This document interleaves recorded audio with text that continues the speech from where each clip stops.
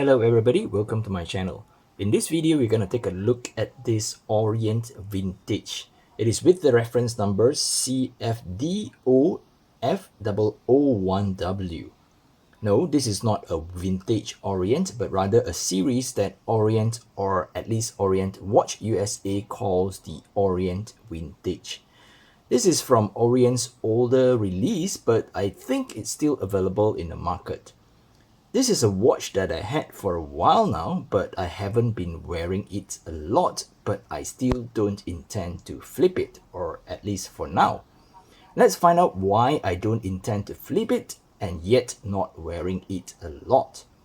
This is my first watch with a power reserve indicator.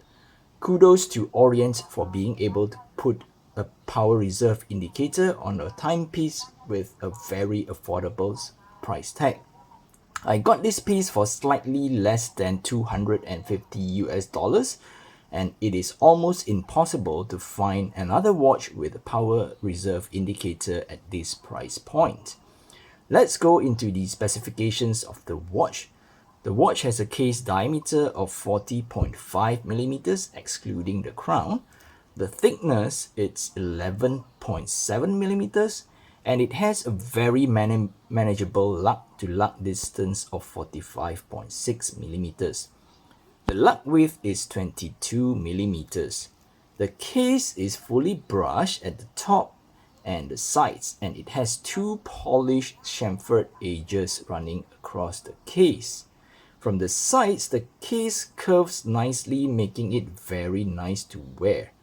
At the end, there is sort of like a small step that adds to some complexity of the watch case itself. The combination of brush and polish finishing are very well executed, and they give the case a very interesting look. It looks more expensive than the price tag in my opinion, and the finishing is really top notch. The top is protected by a flat sapphire crystal, again something very nice at this price, but I don't think it comes with any AR coating. The watch has a water resistance of 50 meters, and the crown is just a push-pull crown and it is unsigned. This piece is powered by Orient in-house movement 46 and 45 that is made in Japan. It's one of their older movements, so it is non-hackable and non-hand windable. It beats at 21,600 beats per hour and has a power reserve of about 40 hours. Though not highly decorated, it looks decent enough for the price point in my opinion. And here we can see the movement from the see-through case back of the watch. The case back is just a simple high polished case back with some typical wordings engraved on it. The face of the watch is where this piece gets interesting. Orient's capability in integrating a power reserve indicator of watches at this price point is something that needs to be commended. A power reserve indicator is like a fuel gauge. It shows how many remaining hours the watch can keep running before it runs out of power. Being an automatic watch, wearing the watch will keep the power topped up. Let's try to do some Seiko shuffle so that you can see the power reserve indicator move up.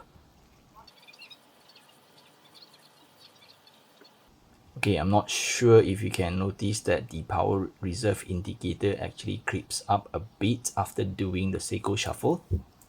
As mentioned earlier, this piece is non-hand windable, so I cannot wind the watch to top up the power reserve. The dial has three very distinct patterns here. At the power reserve indicator area, it has a fish scale-like pattern. I'm not sure if it's showing up in this lighting here, but there is a fish scale-like pattern. At the middle, it has a guilloche pattern if you want to sound fancy, but I just call it a snake scale pattern. And there is a racetrack-like pattern on the outer side.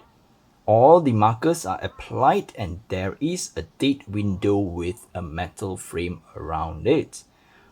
All the hands are nicely polished and they are blue in color. I don't think they are thermally blued, but the blue paint or the plating is very nicely done here.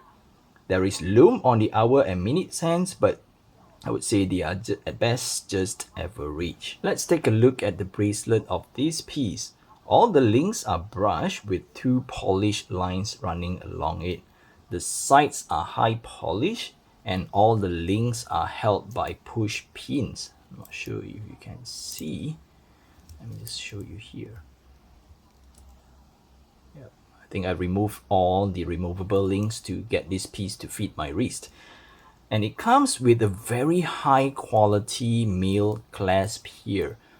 I think the finishing is above its price point, and it comes with a push button deployant clasp with a very nicely engraved Orient logo.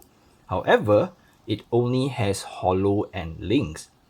Now that's a bit of a letdown, and I'm not sure why Orient did that since the bracelet already has a solid clasp. It could be that Orient recycled the bracelet. Maybe this bracelet is used on another model that has solid end links and it wouldn't fit this piece. So Orient decided to go with the hollow end links that are cheaper and easier to make. That's my opinion here. Alright, let's do a reshot. Alright, this is how the watch looks on my 6-inch wrist. Although the case diameter is slightly over 40 millimeters, which is already pushing to my limit, the short lug-to-lug distance makes it quite wearable. The way the case curves also helps it conform to my wrist quite well here. Well, the 22 millimeters bracelet might be the only thing that look a little out of place in my opinion. Okay, to wrap up this video, I'm gonna do a quick point-by-point reasons of not flipping the watch and not wearing the watch quite often. The first reason of not flipping the watch is the power reserve indicator. I don't think we can find any watch that comes at this price point, or at least sub $200 price point, that comes with the power reserve indicator. And the second reason is the dial. Yes, it has 3 distinct patterns that I find very interesting. And the next reason is the finishing of the case. I think it is very nicely done and the finishing is very good here. And the fourth and final reason is the very good quality clasp here. I think it's really very nicely done. See all the high polish, mirror polish surfaces. And after that, we're going to do the not wearing it reason. First of all, I guess you guys would have guessed it. It would be the size. It has a case diameter of 40.5 millimeters, which is, I feel, a little too big. But the short lug-to-lug distance does help it fits my wrist nicely, but it still looks like a big piece on my wrist. And the other reason would be the non-tapering bracelet. It's 22 all the way along. Yes, I can put it on the leather. I think I did put it on the leather a couple of times, but the 22 millimeters lug width, I still think that it's still a little too big for the watch. Alright, that's it for this video. If you're new to my channel, please help by subscribing to my channel. It does help me a lot, and you can also follow me on my Instagram at gfw_watch for more watch pictures. Till then, I'll catch you guys in the next video. Bye bye.